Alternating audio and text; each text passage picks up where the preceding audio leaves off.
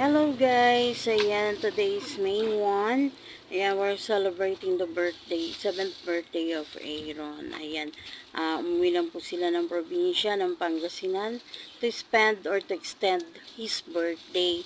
Ayan, together with his mama and papa. Ayan po.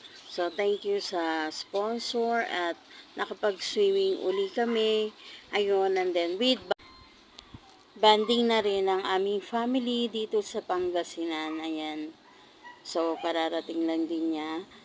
Bilang lang yung vacation niya, 12 days I think. So, umuwi siya after ng birthday ng April 29 and then April 30, pumunta na sila rito. And then May 1, swimming na.